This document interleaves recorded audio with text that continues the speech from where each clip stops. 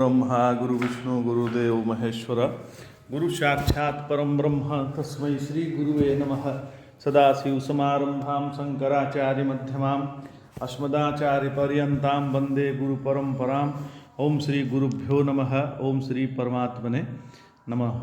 हम लोग जनक याज्ञवल्क्य संवाद पढ़ रहे हैं जो श्री गुरुदेव द्वारा लिखित है एवं बृहद्राण उपनिषद पर आधारित है।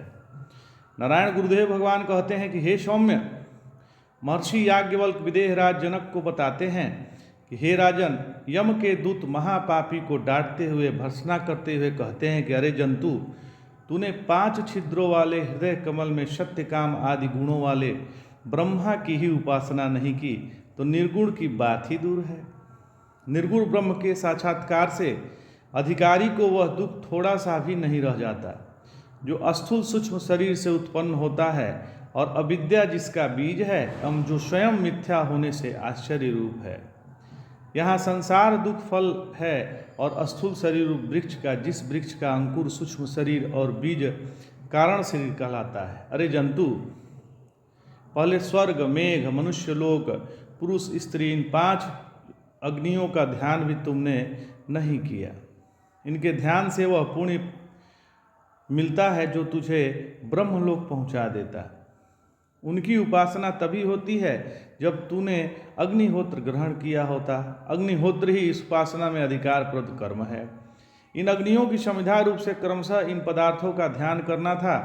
आदित्य, संवत्सर, पृथ्वी, खुला मुंह और उपस्थ जो तूने ध्यान नहीं किया, और इनके क्रमशः धुएं भी इन पदार्थों को समझाना था। किरणें, सफ़ेद बादल, आग, प्राणवायु और लोम।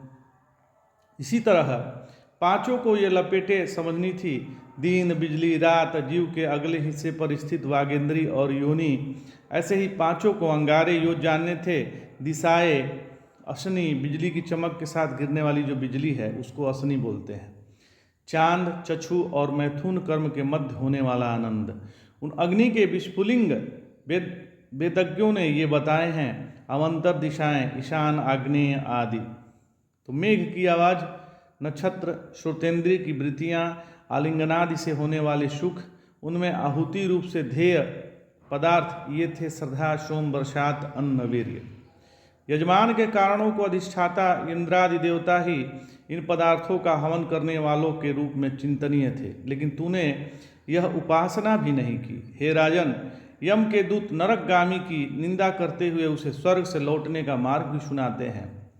पूर्वार्जित पुण्य स्वर्ग में सुख होकर जब क्षीण हो जाते हैं तब जीव स्वर्ग से आकर मनुष्य देह प्राप्त करता है जो उसी पुण्य का पिंडीभूत रूप होता है, जिसके बल पर वह पूर्वोक्त 5 आहुतियों के रूप में अवतरित हुआ। आखिर अनादि संसार प्रवाह में तुम भी कभी स्वर्ग से यूँ आकर मनुष्य बने होगे। तो जन्म से पूर्व गर्भ में कलल आदि अवस्थाओं में जो तुम्हें दुख हो चुका है उसका अंश मात्र भी दुख नरक में नहीं है। कौन चेतन हो सकता है जो माता के गर्भ में रहना सह सके, क्योंकि गर्भ मलमूत्र आदि से भरा हुआ है, दुर्गंधयुक्त और कृमियों से घिरा है। गर्भस्थ जंतु जरायु नामक वस्त्र में लिपटा रहता है, जिससे वो सांस लेना छोड़ना भी किसी तरह नहीं कर पाता। माँ के पेट में सदा जलती आग ने तेरी शरीर को जो ताप दिया, उसका यह नरक दुख थोड़ा सा हिस्सा भी नहीं है। गर्भवायु के कारण गर्भ में नाना प्रकार से चक्कर खाने का जो दुख निकलते हैं तुम्हें हुआ है, उनके वर्णन में हम भी असमर्थ हैं, जबकि हमारा कार्य ही यातना देना है। माता बार बार कड़वा, खट्टा, नमक और अधिक गर्म भोजन करती थी, जिससे गर्भ में तुम्हारा शरीर अतिशय जलन का अनुभव करता था। उसे सहते हुए तुम 10 महीने रहे। कैसे? थोड़े से सुख के लालच में सर्वस्व खोने वाले जंतु मानो सैकड़ों आगों से तप्त गर्भ में बड़े सांपों जैसे कृमियों द्वारा बार बार डसे जाते हो, तुम कैसे पाए? अरे नीच मूर्ख, जननी के गर्भ में तो तुम्हारे दुर्दशा हुई, उसका उल्लेख करते हुए हमें भी खिन्न और भयभीत हो जाते हैं। हम भी हो जाते हैं। नरक से में 100 कल्पों में जो दुख होता है वह एक बार गर्भाशय के बराबर है। गर्भधारण करने के बाद यदि स्त्री पुरुष मैथुनाचार करते हैं तो न केवल उन स्त्री पुरुष को वरन गर्भस्थ बाल को भी दुख सहना पड़ता है। स्त्री पुरुष का आपसी व्यवहार प्रसन्न रहता है, इसलिए इस कृत्य की दुखदाता का लोक में खुलासा नहीं किया जाता। शिष्टाचार करने के अन्यों के बारे में अच्छा ही कहना चाहिए, ये जो करे उसे भी अच्छा ही कर रहे हैं ऐसा कहना चाहिए, क्योंकि वह बुरा है यह निर्णय करने वाले को हम कौन होते हैं। भगवान उनसे करा रहे हैं तो अच्छा ही होना चाहिए। इसलिए जो बुद्धिमान जानते भी हैं कि ग्राम्य धर्म मैथुनाचार दुखद होता है, वे भी उसे सूरत शब्द से कहते हैं। जो पुरुष गर्भिणी के नारी से रेतः सिंचन प्रयत्न ग्राम्य धर्मानुष्ठान करता है, उसे स्त्री और बालक दोनों की हत्या का दोष होता है। नारी यदि गर्भिणी होने के बाद अपनी पहल पर पुरुष संगम करती है तो उसे अपनी ओर से गर्भ की हत्या का दोष लगता है। अरे मूर्ख, इस संसार प्रवाह में तुमने बार बार अपनी और दूसरों की हत्या की और फिर इसी आवर्त में पड़ते रहे।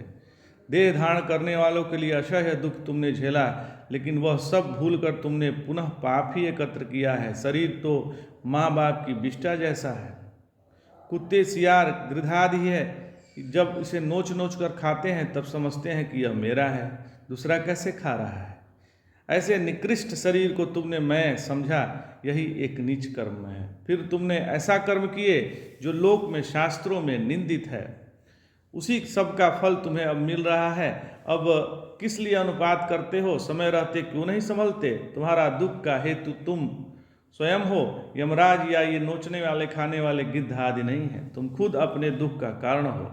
इस परिस्थिति में हमारा लिया किए जाने पर जो हमें दुखद लगे, या यदि हम कर्म मन या वाणी में अन्य के प्रति करते हैं तो उसका दुष्फल हमें अवश्य भोगना पड़ता है।